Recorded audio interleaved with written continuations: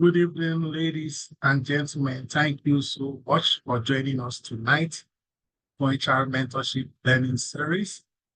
When I teach like this, I typically like to call it conversation with the mentor. Ladies and gentlemen, the topic we'll be looking at today is enhancing HR value chain with strategic frameworks. Okay, enhancing HR value chain with strategic frameworks. Ladies and gentlemen, at any point tonight, you feel free to raise your hands, feel free to drop your thoughts and comment, questions, concerns around the subject matter in the chat box as the conversation proceeds. Again, we'll be taking only questions or concerns around the subject matter. Yes, we'll be taking questions, contributions, comments around the subject matter. This is a master class and it's extremely very focused. As I began to grow in my HR career, my HR journey, and as I began to attend conferences, programs, interact and interface with different HR professionals, when we hear people say, oh, HR needs to be strategic, it's almost as if all the facilitators or speakers, maybe they read the same book or went to the same program or event, and you'll be hearing, HR, we need to be strategic. HR, we need to be strategic. And you begin to wonder, what is strategy?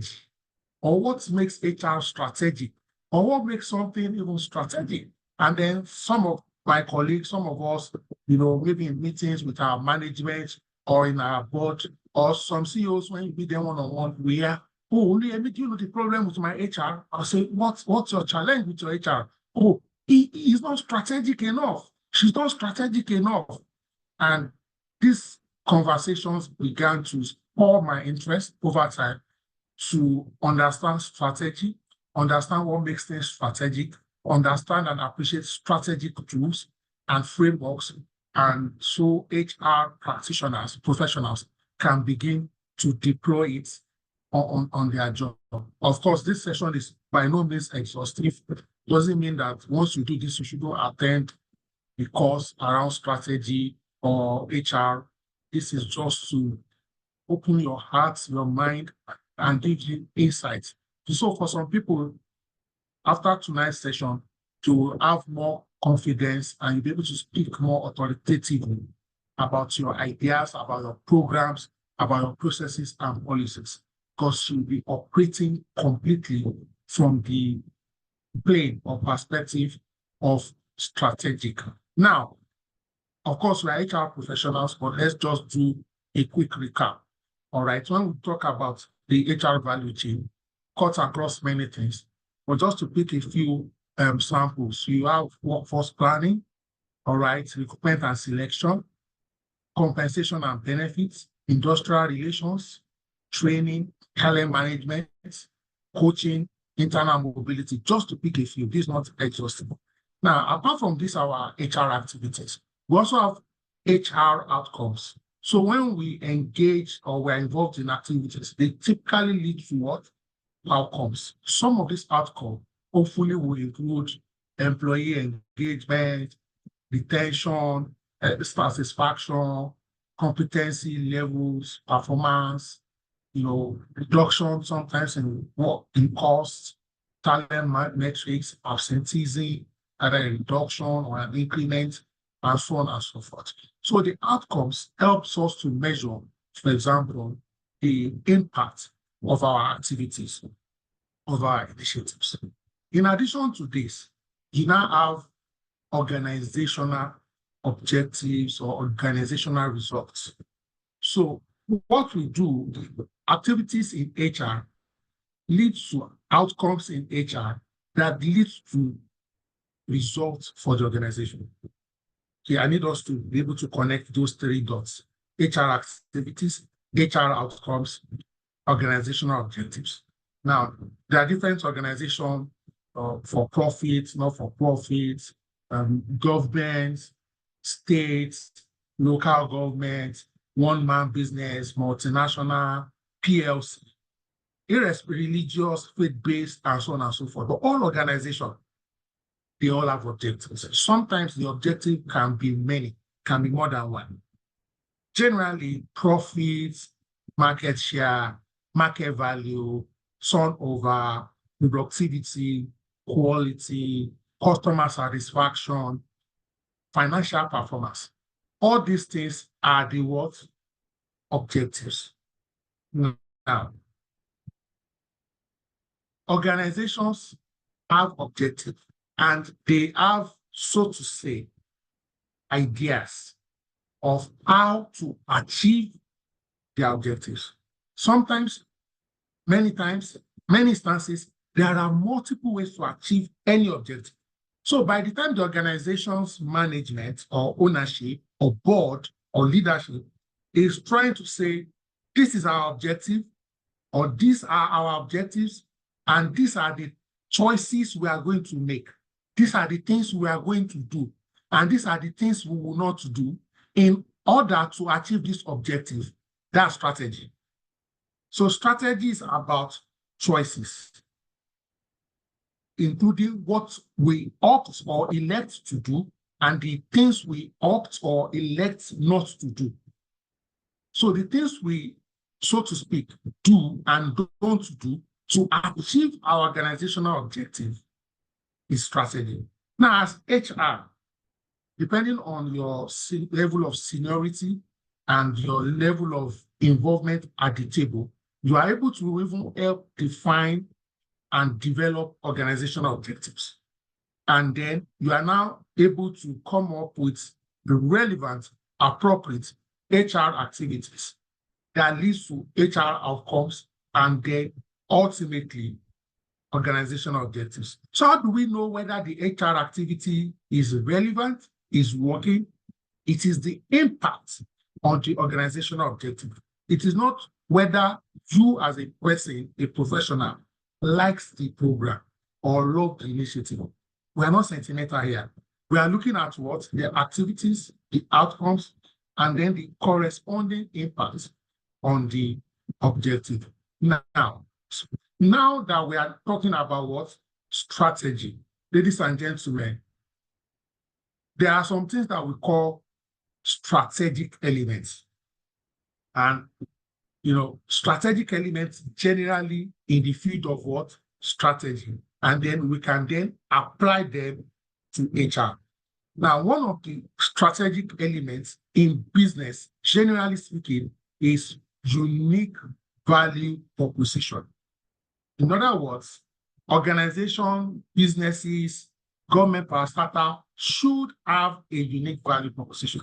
And a unique value proposition is what? A distinct set of values or benefits that an organization offers to customers, which differentiates it from competitors.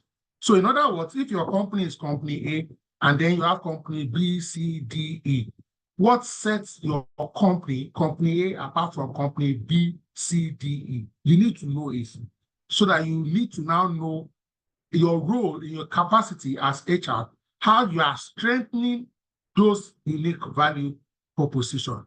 It defines what makes the organization's product or services attractive and unique in the marketplace. So unique value proposition is a key strategic element. Another strategic element is competitive advantage. Okay, and it refers to qualities or assets that gives an organization an edge over its competitors, allowing it towards the organization to outperform. These advantages can include maybe unique products, cost efficiencies, brand reputation, highly skilled personnel. So you can see that highly skilled personnel, who is in charge directly of the skilled personnel, HR. Another strategic element is market positioning. Okay, and market positioning speaks to establishing a brand or product in the minds of what? Customers, highlighting how it stands out in relation to competitors. It's about creating what? Perception that resonates with customer needs. So if you are going to be a strategic HR, you must understand business. And who is the business serving? The customers. So you must understand your market what? Positioning. Then resource allocation and synergy and coordination. Moving very quickly, let's see how HR, all right, is able to provide support for some of these strategic elements. Okay. HR, for example, can shape a strong employee value proposition. So you see now, when we have EVP, we have EVP because there is UVP. I'll say that again. We have EVP. EVP means employee value proposition because there is what? UVP. What is UVP? Unique value proposition. What's the unique value proposition? That's for the business. So if you are an HR practitioner or professional and you help in determining or customizing or creating the employee value proposition, my question will be, in the process of developing the EVP, did you think carefully, critically about the unique value proposition? If not, you may begin to see where there is a disconnect or a misalignment between employee retention and organizational growth. Because if you don't tie the EVP with the UVP, there will be a disconnect somewhere.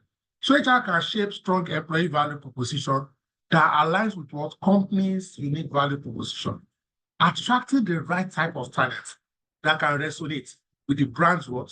Core value. By so doing, HR ensures employees are aligned with the company's unique offering, strengthening the brand's consistency. Another thing I'll quickly like to talk about, all right, which is still on the strategic element, is competitive advantage. All right. When we are talking about competitive advantage, we defined it earlier. For example, HR through strategic recruitment and development can enhance the competitive advantage by building a skilled and engaged workforce. This includes fostering specialized expertise, innovation, making the workforce itself a competitive asset. So one of the things we also do here is developing and working on a culture, compensation and benefit package that retains the employees for a long time or for as long as possible, so that people, by poaching or taking our staff, would not water down that our competitive advantage. Now, when you have a group of employees, for example, 200, if you take 5 of them away, we still have 195, except you come and hire the entirety of our workforce or the majority of our workforce. That you take a few of our employees does not mean you have taken away our intellectual capacity or our competitive advantage that comes from employees. So sometimes you will see, and I'm sure a few people on this call can resonate. I don't know if you've ever had a senior person before, and maybe during the negotiation of the recruitment, the person will say, I will join you on the condition that I will bring my team. If you've ever hired somebody like that, please drop it on the chat box. I want to see if anybody on this call right now has that experience. Maybe you want to employ the person as head of a department or head of a unit, and the person will say, if you hire me, I will only join if I can bring 4 people. Why do you think some professionals at that level insist on coming with their team? Because they know that they alone will not be able to deliver a competitive advantage to you. They need a coalition of people to be able to get that done. With respect to market positioning, HR can support market positioning, for example, by training employees to consistently deliver on brand promise, all right, and then create a customer-focused culture, ensuring that staff behavior aligns with the company's market image. Okay, so you can see HR now working with the strategic element of the business and then solutioning accordingly. Of course, resource allocation, we are generally largely in charge, either directly or indirectly, of aligning staff needs with strategic goals, prioritizing resources for high impact roles and projects to maximize operational efficiency. Thank you so much for your responses. Akemi says they need a tested thing. Ibrahim says they need a trusted thing. Tried and trusted. Okay. All right. So moving on. All right. So I've spoken briefly around strategic elements. Next, let's look at, there are so many strategies that businesses deploy, but today I'll just pick, because of time, about around two, and they are like one of the two most common strategies. Back in the day, I remember somebody asking me, "Oh, Oluyemi, should I do an MBA or an MSc?" And I say, "Hey, if time permits you, if resources permit you, do the two. I have the two. You should not have an MSc in human resources at the expense of a master's in business administration. What will the MBA do? It will give you end-to-end appreciation and understanding of business. Then your HR knowledge with the business knowledge, you'll be able to connect the dots. Are we together? All right. So when we talk about strategy, the HR strategy is not in isolation of the business strategy. Because I'm sure somebody will be saying, which one is cost leadership again? HR must first of all know what is the business strategy. Then we can employ appropriate HR strategies to connect with the business strategy. There are many strategies. Again, I'm just choosing two. The first one is cost leadership. And this is an approach that focuses on becoming the lowest cost producer in the industry to offer products or services at a competitive price. Ladies and gentlemen, I like my class to be as interactive as possible via the chat box. Please, you are the head of human resources or you are the HR director, and your organization, your business is using the cost leadership approach. Please, on a general note, do you think your organization, in quotes, will be paying out of this world salaries, generally speaking? I need a yes or no answer in the chat box. If the business strategy is what? Cost leadership. And we can see here that the definition of cost leadership is becoming the lowest cost producer in the industry to offer products or services at a competitive price. Please, do you think most likely that your organization within your industry, will you be the highest paying? Why am I bringing this conversation up? Sometimes over my journey in HR and up till today, I meet people every day. And sometimes they'll be saying, "Oh, Oluyemi, I try to do this at work. I try to do this. I met my MD, I met my management." And then I'll now begin to ask them some questions. And in the process of probing, I will now realize that the model of the business is cost leadership. I say, come on, if your organization is looking at cost leadership, you cannot be pushing programs and initiatives that will always be very expensive. So do you now see why it is imperative? It beckons on us to understand the business strategy. That way, you will know whether it is pap and akara you should recommend for them or whether it is Kellogg's cornflakes. The important thing is what? Nutrition. The organization needs food. Pap and akara, homemade, is food. You will get the appropriate, is it protein, carbohydrates. Imported cornflakes is also food. In fact, they have the same root source of maize. Some of us try to provide, for example, imported cornflakes as the meal when we are on cost leadership and we should be focusing on pap and akara. Strategy is very, very important, and it's one of those things that if you don't get it, forget about it. When we say forget about it, they will say this HR is not working for us. This HR does not understand us. This HR is not supporting our business. So in this case, HR can implement cost-efficient practices. You can streamline recruitment to reduce hiring expenses, focusing on training employees in efficiency and productivity. You also want to focus on a culture of continuous improvement so that we can help employees identify cost-saving opportunities. I told you I'll be discussing 2 strategies. There are plenty, but these 2 are very common and many organizations are using it. The first one I've discussed is what? Cost leadership. And that's a business what? A business approach. Now, let's look at the other strategy, the second strategy. Thank you so much. Sir Okudero says very correct, cost saving expenses. So another business strategy is differentiation. Differentiation. And what is differentiation, ladies and gentlemen? Differentiation involves offering, please pay attention to me, please.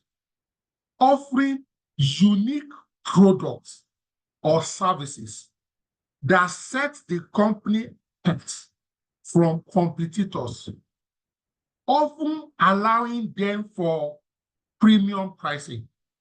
I have a question for all of us on this chat, on this call tonight. My first question, can you please mention, in the chat box, please, companies that you are sure are operating differentiation? Can you mention companies? Can you mention in the chat box very quickly? Also, I would like us to also drop in the chat box organizations or companies that may be using cost leadership. I really need to see that we are following this conversation and we understand it. So I'm checking quickly the chat box. Thank you so much for keeping. So I see here someone mentioned Netflix, somebody mentioned Lamborghini. Thank you so much. Someone here is mentioning fantastic. Just a minute, fantastic.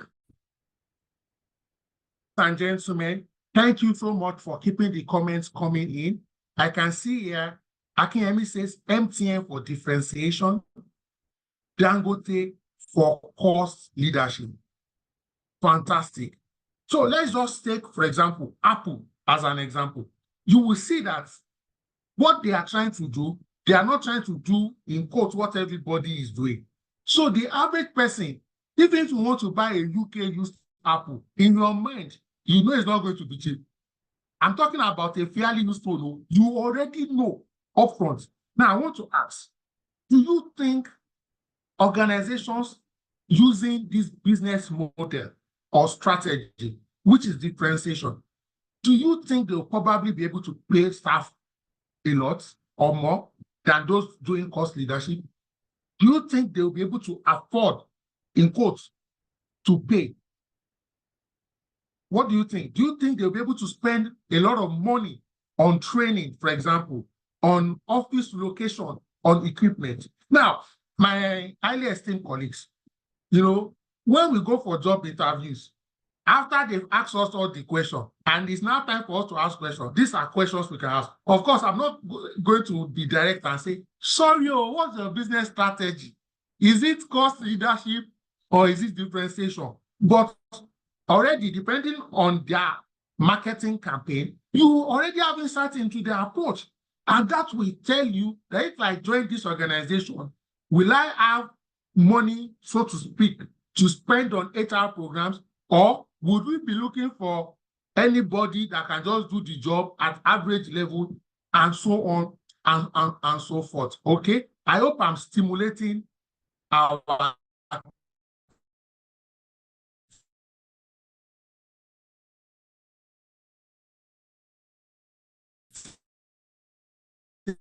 thinking faculty in a slightly different way by hiring. So you need creative, for example, talent.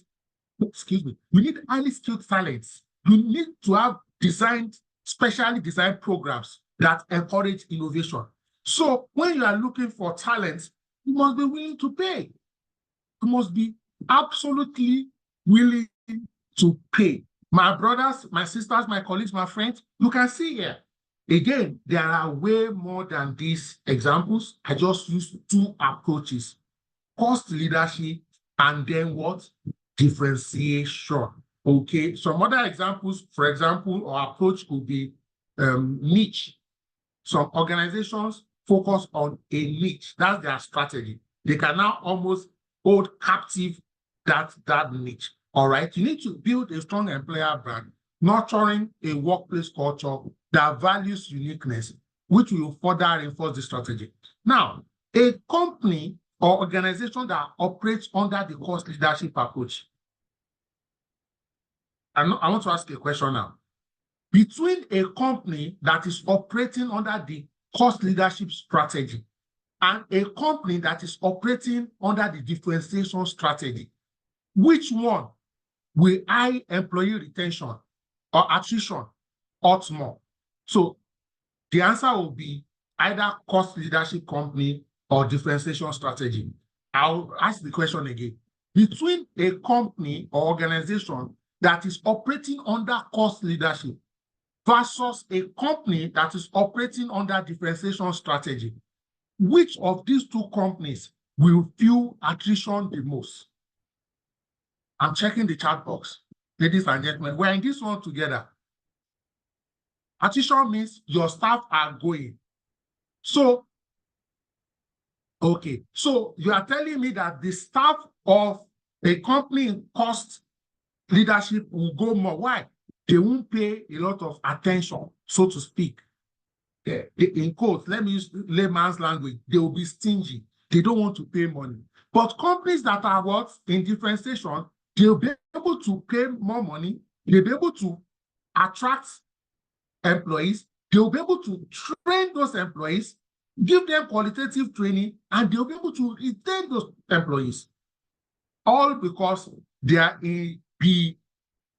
in different models and frameworks. Ladies and gentlemen, okay, looking at the key strategic tools. Again, this is not exhaustive. I just chose a few. There are many more. In fact, there is one, time permitting, that will share with us briefly, that is not even on the ones I'm showing right now. So you have SWOT analysis. And I put this one because it's easy. We all know it. We'll delve into it very quickly. We have pest pool analysis. We have the balance scorecard, which we use in performance management, but which is broader than the one we use in performance management. Okay. HR analytics, for example, are strategic tools. We have Lean method. We have Michael Porter's 5 courses. Now, SWOT, strengths, which speaks to internal capabilities, resources, and business alignment. Then weaknesses, okay, internal deficiencies, performance issues, all right, that impact on goals. Then you have opportunities, okay, potential strategic initiatives, external factors, growth. Then threats, which include external challenges, and so on and so forth. So strength and weakness. The strengths and weakness are what? Internal. Opportunities and threats are external. Again, as a strategic HR, you must focus on internal issues and then focus on external issues. You can't focus on only one of the two. If you focus exclusively on one of the two, you are not going to come up with solutions that are robust and adequate. Now, let's use Netflix as an example for SWOT, just as an example. Now, what are their strengths? If you know more strengths, feel free to also type in the chat box. Netflix is known for its unique corporate culture that encourages open communication and employee autonomy. This strength allows employees at all levels to make decisions, fostering a sense of ownership and accountability. Okay, so it has strong talent acquisition. The company's reputation as a leading streaming service attracts top talents, enabling it to maintain a skilled workforce, capable of driving innovation and creativity in the content production. Don't forget also that they have weaknesses. All organizations have weaknesses. All right? Some of their weakness is that they face challenges with employee retention, particularly in specialized roles. The competitive landscape can lead to higher turnover rate as employees seek better opportunities elsewhere. Then, some of their weaknesses also include dependence on specialized skills. Company has identified difficulties in finding candidates with the necessary technical skills, especially in engineering and content creation roles. This weakness highlights the need for what?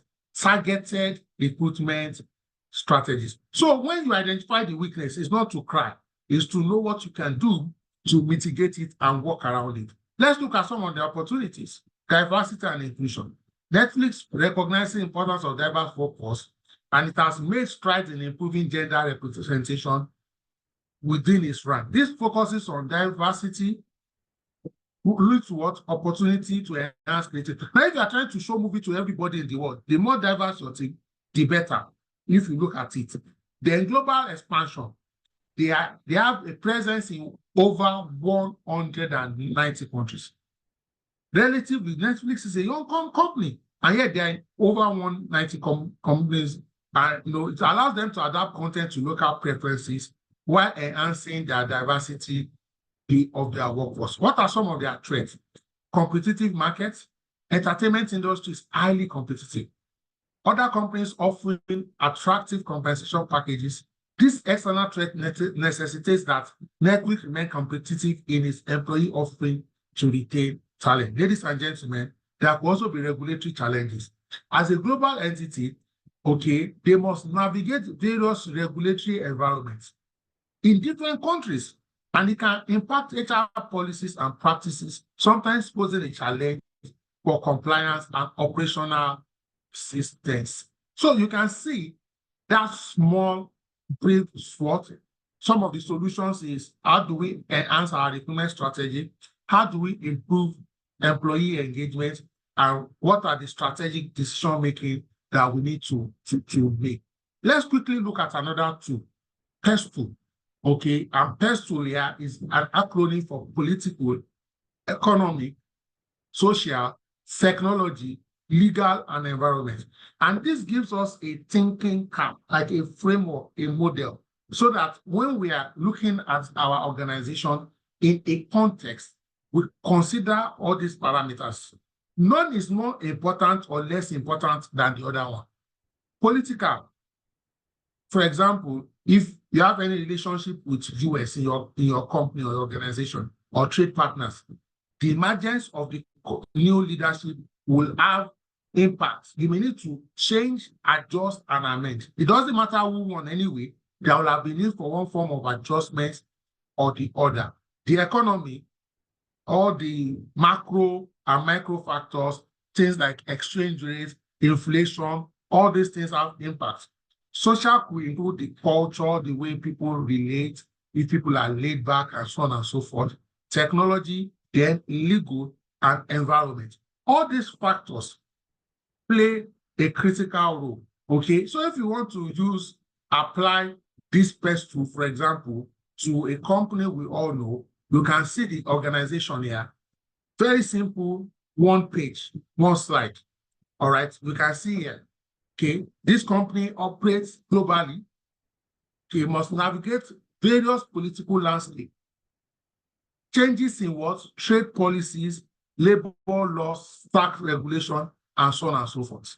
Same applies to the economic situation. When you are operating as a multinational, operating in many countries in the world, you are at the mercy of various economic dynamics, inter-country, inter-regional blocks. All this affects you. Social too, the same thing. Same for technology, legal, and environment. So you think through. So as, for example, some of us are preparing for the next year. We need to look at all these parameters, these elements, so that we flesh out our thoughts as the case may be. Then we move quickly to the what? Balance scorecard. Many of us who are familiar with performance management frameworks are very conversant with the balance scorecard. And balance scorecard looks at 4 perspectives. Finance. By default, almost all companies and organizations do financial. In fact, what 80% of companies do is they just focus on the financial and ignore the customer perspective, ignore the internal processes and learning and growth. But the propounders of the balanced scorecard theory, Kaplan and Norton, said no, that for an organization to be sustainable and be a going concern, you have to, so to speak, consider all these 4 pillars. Like a vehicle should have 4 tires so that you can be balanced. Financial focuses on performance metrics such as revenue growth, profitability, return on investment, cash flow.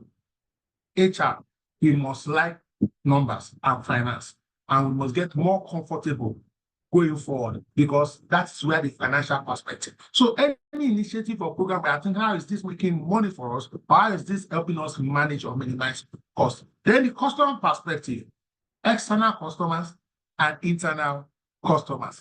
Examine customer satisfaction. So it's one thing for a customer to buy a product from you. Do they keep coming back? There's what we call net promoter score. Are they referring us to their friends and families? So we are looking at satisfaction, retention, market share.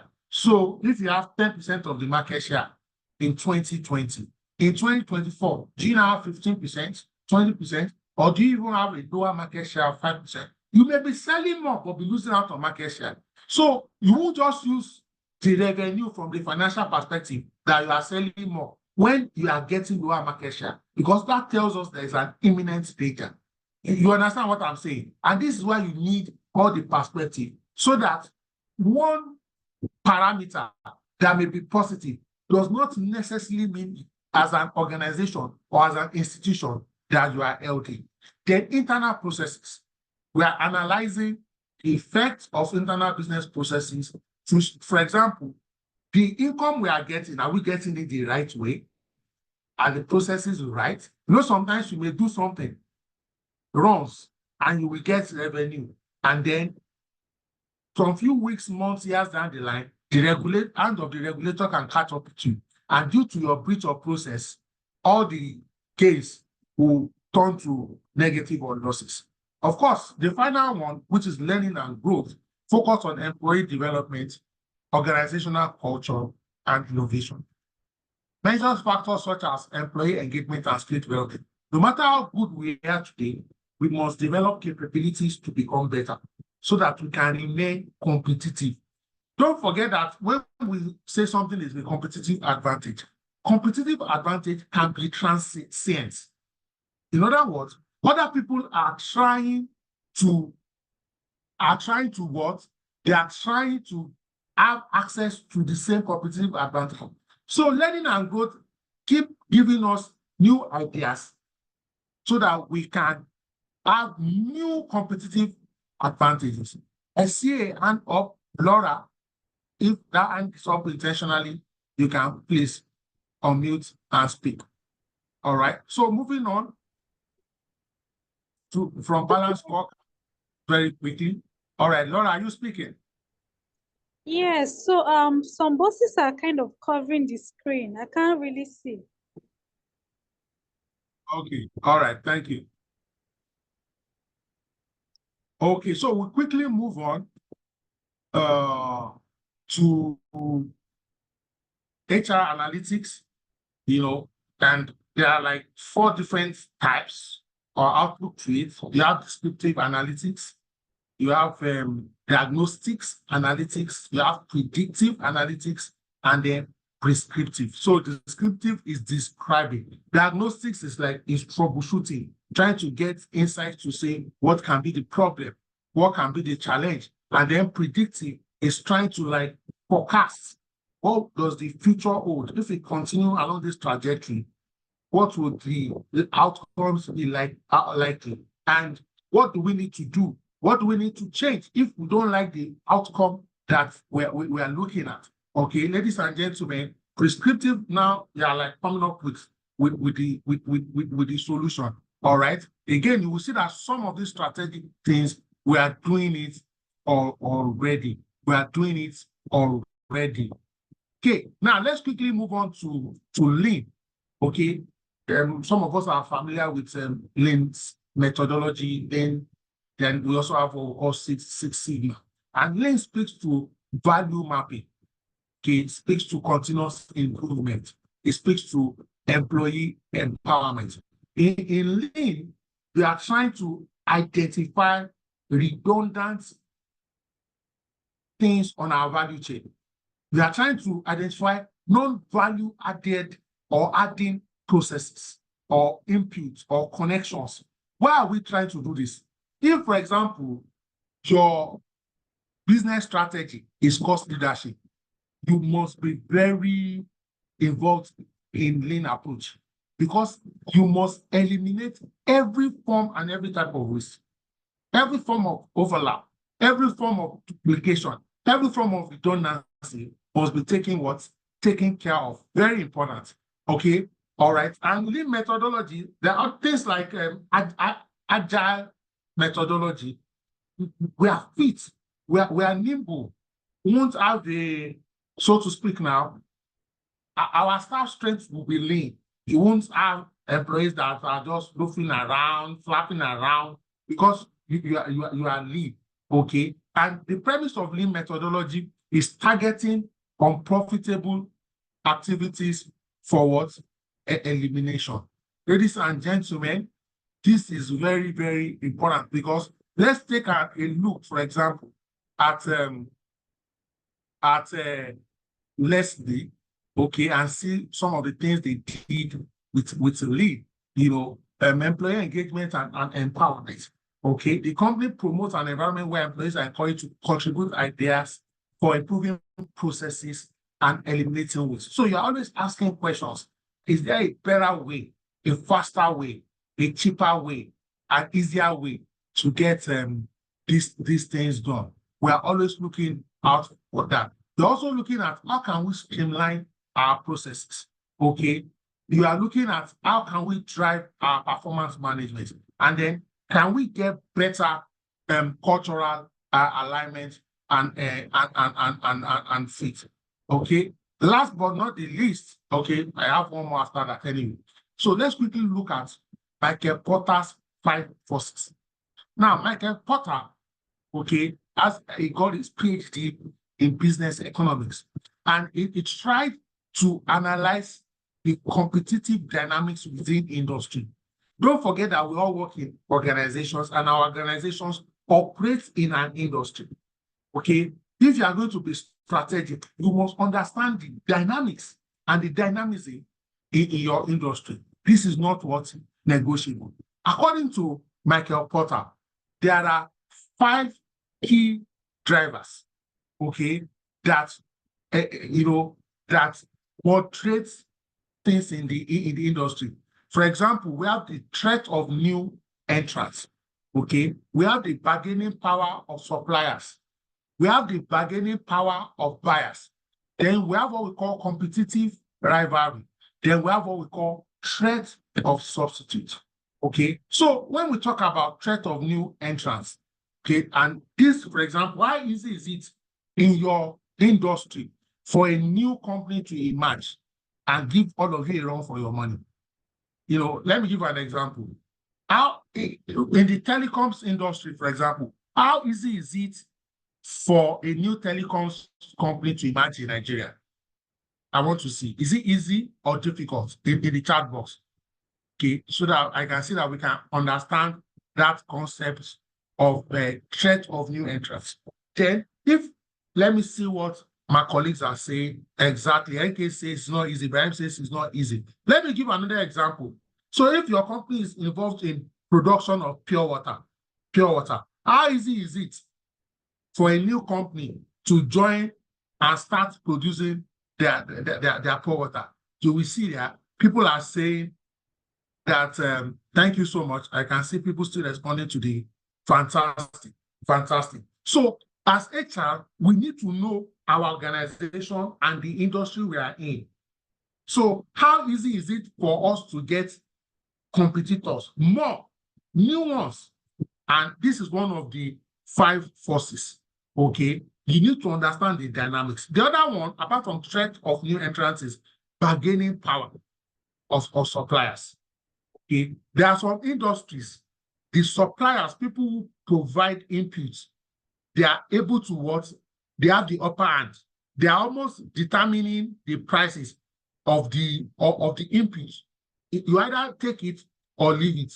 But there are also some, it is the buyers that have bargaining power. Then in some industries, even if the threat of new entrants is not really high like that, we have what we call threat of substitutes. What is a substitute? A substitute is another product that, for example, can let people forgo your own product.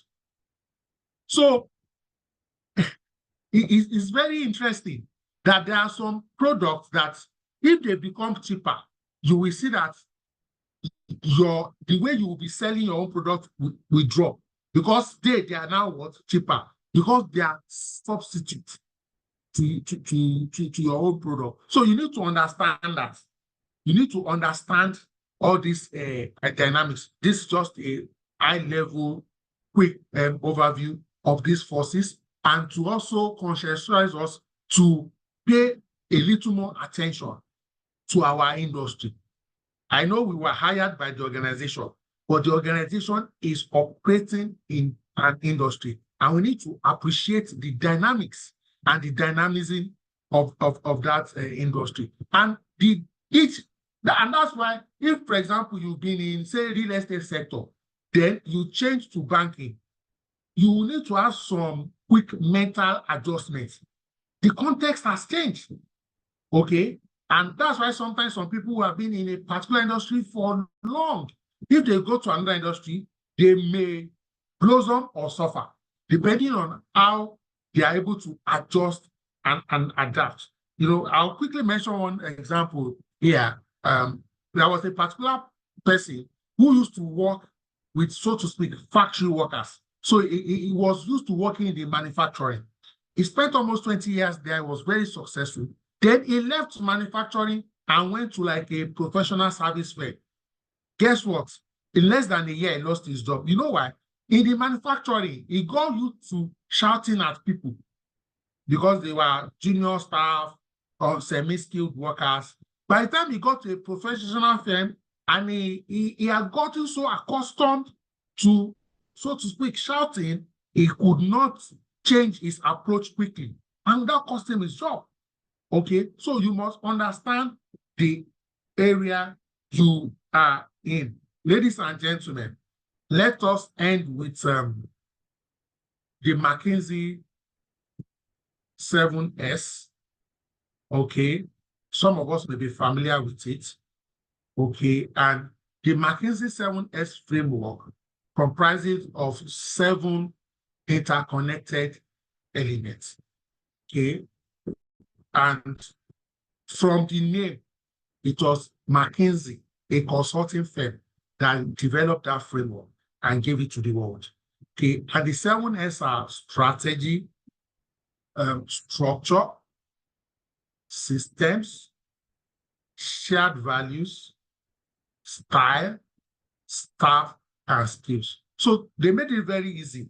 That's why they call it 7S. Okay, so how do they define strategy? Ladies and gentlemen, strategy is the plan an organization uses to gain and sustain competitive advantage. So if somebody is saying, HR, you are not strategic, in other words, they are saying, HR, you are not trying to help us gain and you are not trying to help us sustain competitive advantage. And if somebody is also asking you, HR, how are you strategic? They are asking you to tell them how you are helping them to gain and how you are helping them to sustain competitive advantage. What's HR role? Ensure that talent management aligns with what? Strategic goals. You start with the quality and caliber of people you recruit, necessary skills, creating appropriate performance method, frameworks, and approach that is tied to our strategy, that is tied to helping us gain and helping us sustain competitive advantage. Fostering a culture that will help us gain and sustain competitive advantage. Peter Drucker, one of the leading management consultants, recognized globally, said, culture always eats strategy for what? Breakfast or for dinner, as the case may be, which means if you know that this strategy is what you need to gain and sustain competitive advantage, you must check your culture if that it can drive and sustain that strategy. If not, you may need to change the culture, or you may need to modify the strategy that will be able to blossom in the culture. So sometimes you change this culture, sometimes you change the strategy, and sometimes you amend the two. All right. So HR is very key, from the recruitment to the performance management to fostering culture. Sometimes some leadership or owner managed business, they'll be saying, oh, HR, we want to achieve this. But the culture they themselves are put on ground is not an enabler of what they want to achieve. So it is either you help them say, okay, if this is what you want to achieve, this must change. Or, okay, if you are not willing to change this, nobody can force you. You are the big boss. Please, let's change our strategy to at least align with our behavior. Something must shift. Okay? Ladies and gentlemen, in the 7S, after strategy, you see the first thing is what? Strategy. How we gain and sustain competitive advantage. The very next thing is structure. Some of us are familiar with, all of us, of course, familiar with things like organogram. Organogram typifies the structure. For example, reporting lines. But this must now help us drive and reinforce our strategy. The structure here, organizational hierarchy, reporting lines, that determines how resources are allocated and who has authority. You will see that, for example, startup organizations have flatter structures, leaner structures, so that they can respond faster and quicker to customer requests, customer complaints. They empower frontline. That's the nature of the industry and the structure that they have created. You will see, let me give an example. You will see that some of these fintech, as they are growing bigger and bigger, and the eyes of the regulator is more pronounced over them and their activities, some of them are now trying to change some of their structure so that they can become more systemic, maybe because of additional funding they are getting, and they are trying to garner trust and prove that it can be sustainable. So HR can help design or adapt organizational structure to optimize workflow. You see, for those of us that work in very mature organizations, you will be shocked that some companies, the organogram they are using now, they'll be using it for 15 years, 10 years, 20 years, 30 years. Please, organogram can be dynamic and fluid. You see, when they set up that organogram, it was perfect for the structure. It was perfect for the strategy. But perhaps slowly and surely, the strategy has evolved and changed, but we are still using the same structure. Ladies and gentlemen, we need to have like a structure audit or review so that, and when we talk about reviewing this structure, it doesn't have to be the structure for the entire organization. Maybe you have 7 departments. It may just be 1 or 2 departments that you need to rejig the structure. Because some people think once you are touching organogram, it must be company-wide, except there is a need for a wholesale company-wide review. It can just be accounts department, or even HR department, or marketing department, or customer service, as the case may be, or combination of units and department, as the case may be. It can even be geographic territory. Now, the third S, okay, so we've spoken about strategy, which is the first one. Then we've now spoken about what? Structure that will help our strategy. Next, we now move to what? Systems. Ladies and gentlemen, what is a system? In this context, a system includes our daily processes, our routines. Okay? So when you have things like SOP means standard operating procedures, our method statements. Okay? These are what constitute our systems. So I don't know if you've ever had anybody say, oh, In social organization, there's no system in place. Reflect again, think again. You may say you don't like the system. Maybe it is intentional. Maybe what you think is not in place was put in place by the owner or the leadership so that it can perpetuate a certain structure and it can drive a certain strategy. It's okay to say you don't like it or you are not comfortable with it. You are not in sync or alignment with it. Systems are the daily processes and routines. Now, these processes and routines may be documented or undocumented. We also need to know that they may be formal or informal.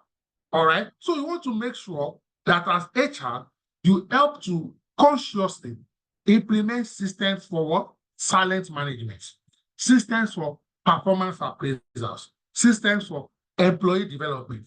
Okay, you want to ensure that these systems are what? Efficient.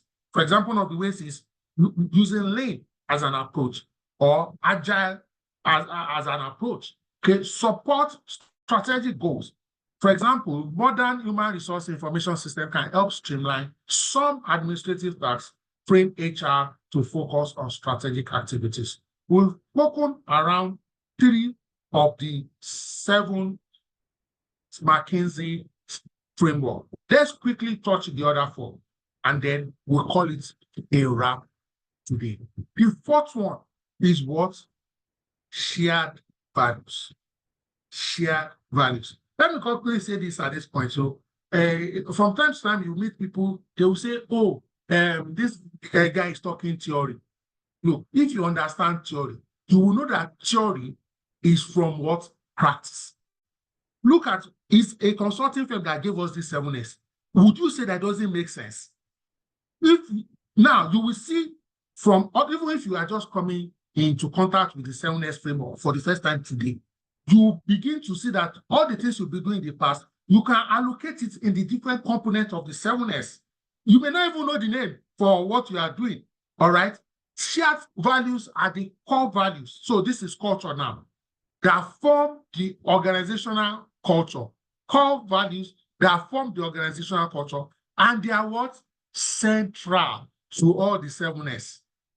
So we have systems, we have structure. Okay. What's the 3rd one? Systems, structure. Okay. The 4th one is what? Shared values. And in these shared values, the culture is very, very central. One of the greatest things that HR helps to shape. Of course, we need to work with all the stakeholders, including the board, the management, and sometimes the regulator. Okay, it's the culture. HR is integral in embedding shared values into the organization, from the quality, caliber, type of people we hire, recruitment, to how we indoctrinate them and how we continue to build their capacity and competence. Sometimes it is best that, so why do some organizations, why do they hire entry level, graduate trainee? They want people who are neutral, that are trainable, so that they can take them, mold them into a particular way of life. The philosophy or idea is that if you take somebody that is fresh and trainable, okay, you can easily groom them the way you want, mold them, rather than somebody that has spent maybe 5 years in a particular type of organization, in a particular type of structure, who is used to some systems. Do you get that? That it is easier to train fresh than somebody that needs to first of all unlearn, then relearn.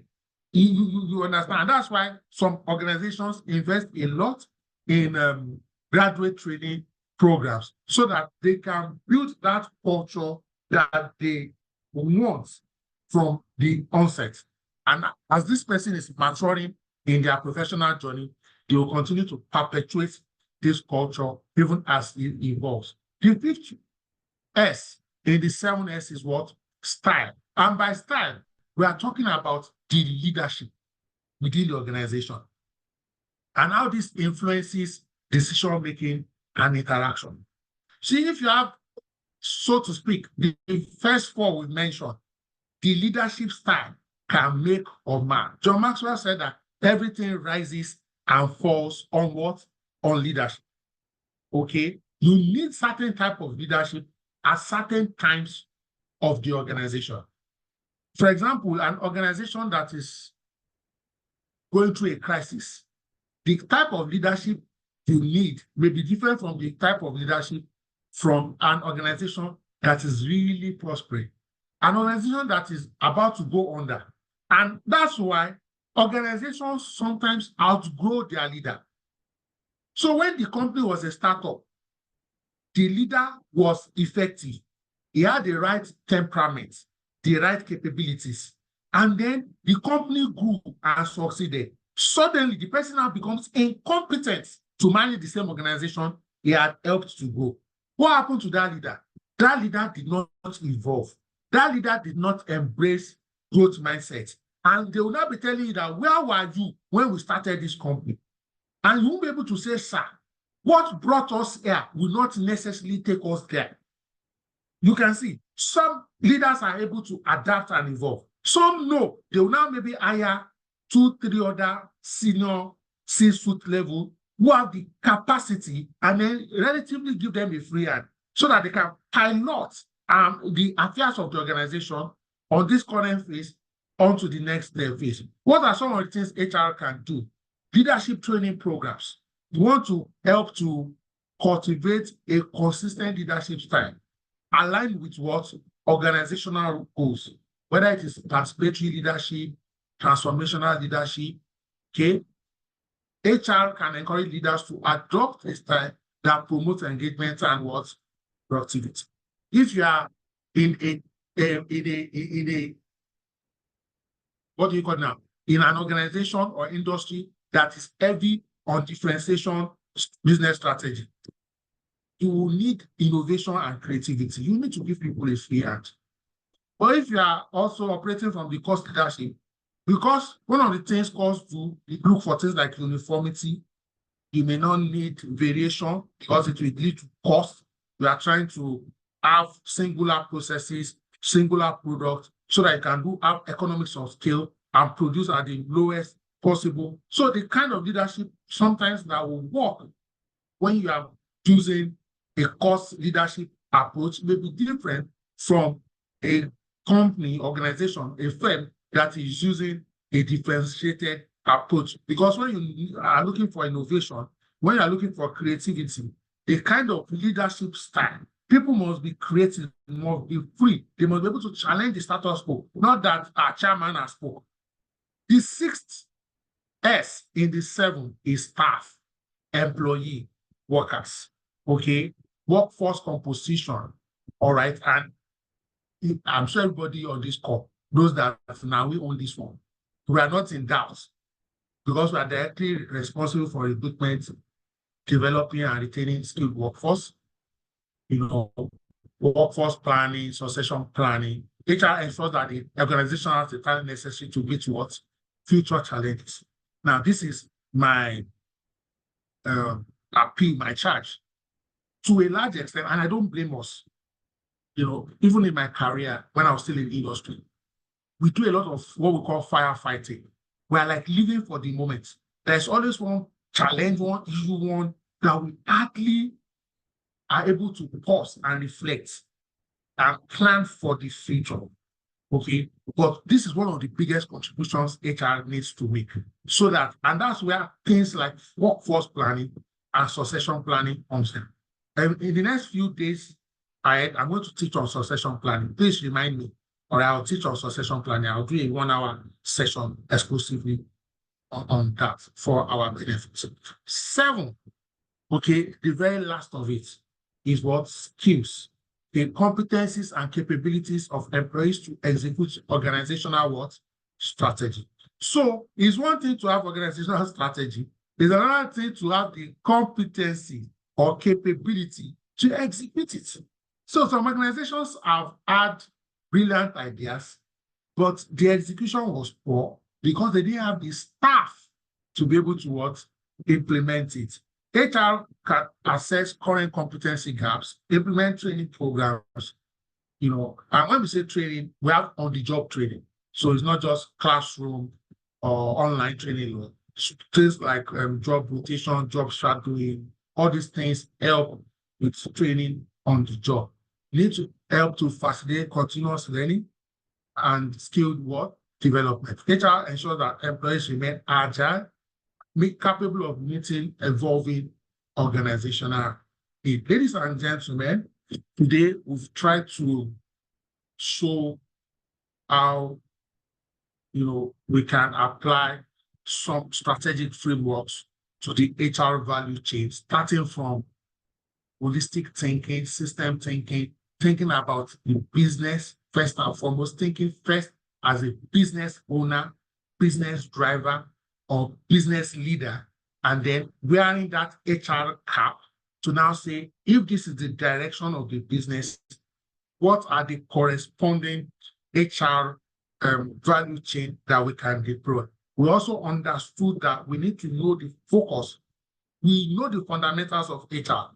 Where we sometimes have issues alignment. In other words, knowing the right approach per time, knowing which of the plethora of our frameworks, of our initiatives that we should deploy. And please, if you forget anything, don't forget this analogy. The organization needs breakfast. Is it imported conflicts or ham? If you are doing cost leadership and you give them imported conflicts, you are going to kill the organization. Similarly, if they are what? Trying to operate from a differentiation strategy, don't give them PAP. PAP is generic. PAP is not branded. You need to give them what? Imported, branded conflicts. So we've tried to see so that we can improve alignment, enhance our decision-making, increase our efficiency, enhance our competitiveness, and of course, improve employee engagement. It's very important that we hire and retain the right set of employees, and we also groom them and grow them. And part of our training is, just like tonight, we've tried to enlighten each other on understanding our business model. You must also make sure that all your employees understand your business model. Otherwise, they will be having a wrong expectation from the organization, from the management, and from HR. And they will think HR is not trying. Okay. And that's why sometimes, even from a recruitment perspective, we are trying to get the philosophy of the candidates. They may be technically sound, but they may not have the right philosophical approach. Let me wrap up with a football analogy, the business side of football, please. And please, I'm not throwing shades at any club. Please don't take it personal. This is an intellectual conversation. There was a certain man called Arsene Wenger. He spent 20 years or more in a particular club. Of course, in the early days, he went unbeaten, he did well, won the league, even though he didn't win UEFA, And after a long while, almost every season, the fans will always shout, Arsene out, Arsene out. His name is Arsene Wenger.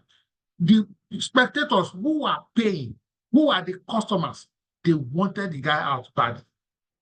They got their wish after 20 years, even though the guy left on his own accord. But guess what? The shareholders, the board members, they loved Arsene. Arsenal was charging the highest ticket rate to watch each match. Their season ticket was the most expensive. It was just targeting top four. Just qualify for UEFA. Don't progress much. Get enough money. They built a new stadium. Ladies and gentlemen, are you Arsene Wenger that understand what the board, the shareholders want?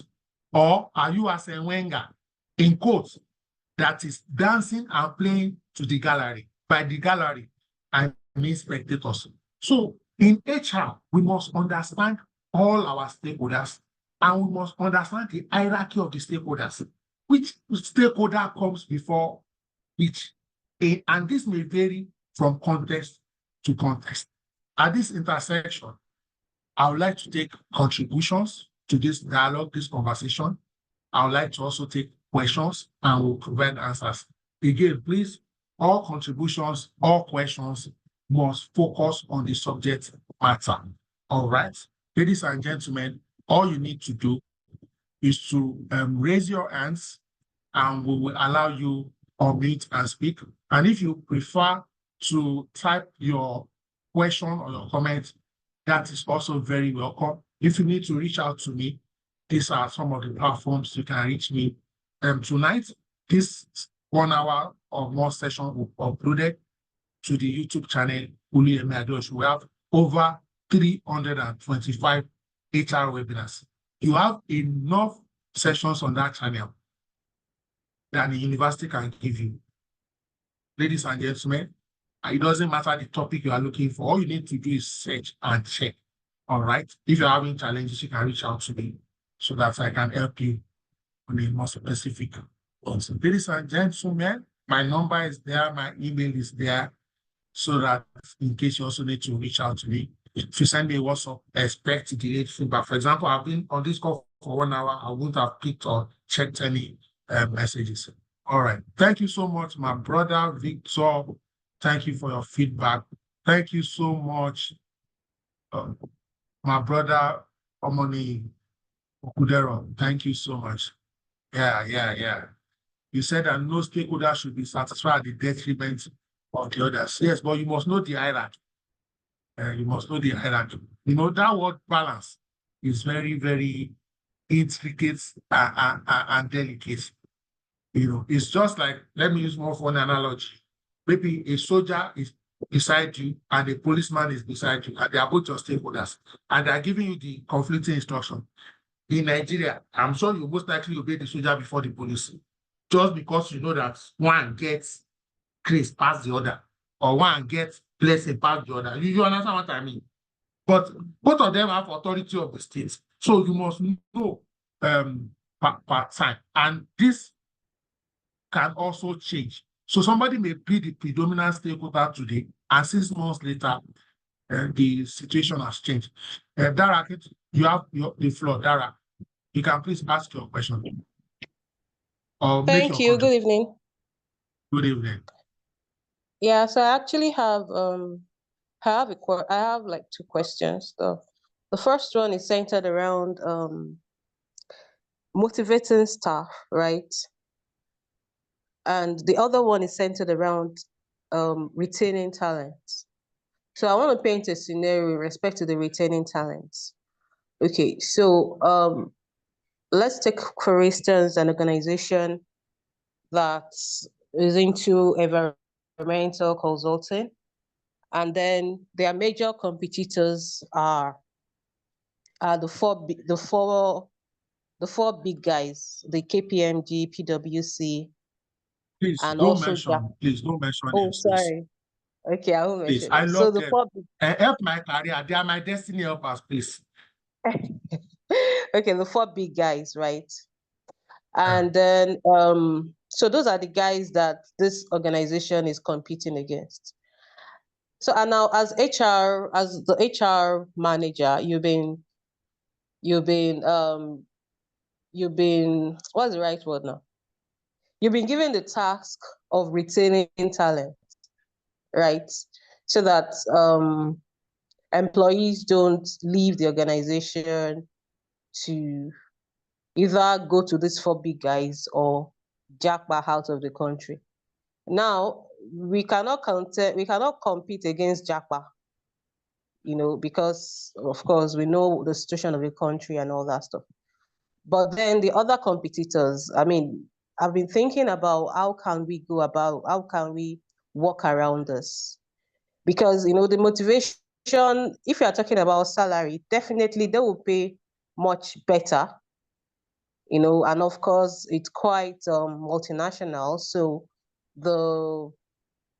in terms of career for these individuals, that looks like a better option for them.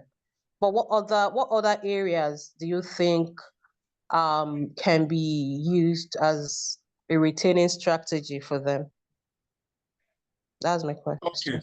So, Dara, can I be very blunt and honest with you? Yes, please. Yes, thank you. So, please, ladies and gentlemen, I'm speaking only to Dara.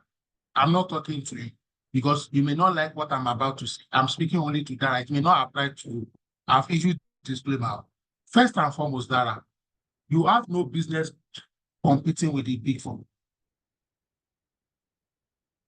It means you don't Okay. understand strategy. it means if you understand strategy, you will know. So the question is, are you doing cost leadership or you are doing differentiation?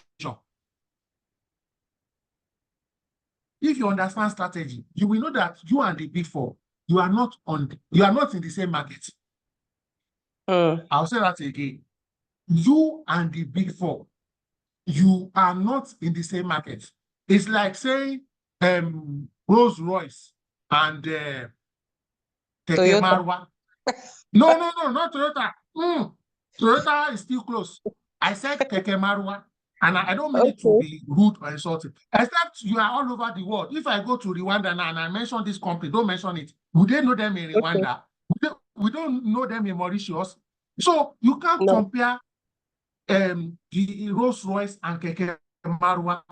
So the first thing you need to realize as a professional and as an organization is you are not in the same market. Next is don't now go and target the same caliber of employees. Let me also be very controversial here. This can be funny. So if those organizations typically look for 2-1 first class, have you tried looking for top class and pass? Go and take people in quotes who will first and foremost be grateful that, wow, you took a chance on us. Don't go and source from the same type of pool they are sourcing from. If you source from the pool they are sourcing from, those people will use you as a stepping stone to them. Go and source from another. So if those people, for example, they like 20 to 25, you are go and look for 35 to 45 looking for a job. People are like, wow. So you have to change the game and change your sourcing technique. Now, when you change it that way I've suggested, it still doesn't mean some of your people won't move.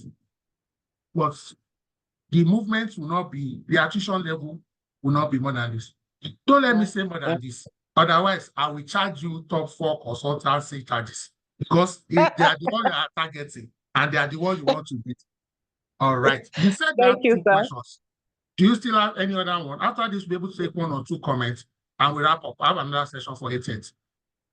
Yeah, yes, it's about motivation of staff. How do we motivate staff apart from monetary? So in Nigeria, there are 5 ways to motivate staff. The first 4, money, before you get to the 5th one. Now, let me shock you again. I may sound controversial, but I'm already used to it. What matters is you get result. You see, when we talk about motivation, it starts from attracting the right people. Now, when you are doing attraction, so for example, as a professional, as a person, I've worked in many places, very many places. And I keep telling anybody that cares to listen, I'm not living where I am now. And it is not because where I am now pays the most. No, if I took a pay cut to go there. Why? It is the organization that most mirrors my person and my aspirations in life. So the first thing is look for people who we ordinarily will have even want to be comfortable to work for your organization for free. So you are looking at people from a purpose perspective. People who what you are doing represents like their own calling. Let me put it that way. That is where you start. And that's why you should be slow to hire people. Don't just hire people who are taking you because at all, are ain't bad. For people who say, oh, if you are a consultant, for example, their dream is to be a consultant. You need to get it. That way, don't get me wrong, it doesn't mean that they will still live, but because they relate with the organization's core, the value chain of the organization, they will know that if I tarry with this organization over multiple time zones, I will get exposure to the different dynamics and aspects of the organization and the business, and I will grow as a person. Hopefully, financially be growing. So that way you will have better retention capabilities. It's like, you know, a man doesn't like yellow ladies. Now go and marry a black girl, think that you will retain. You can't be retained. So make sure that you are aligned from the beginning. So you have to, and that's why some questions asked during interview is to check and check and check and check and check and check and check. So, of course, also make room for attrition. It's part of life. Okay, Yeah, it's part of life. definitely.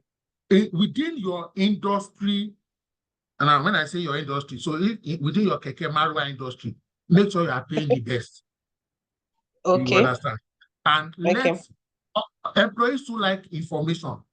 You know, some of us, some organizations, we appear too successful than our reality, and therefore the employees think we are not doing well. When if some employees have access to our cash flow and our balance sheet, they will like be saying, "Thank you so much." They will even be saying, "Are you sure this 13 months should be paid? Where are we paying it from?"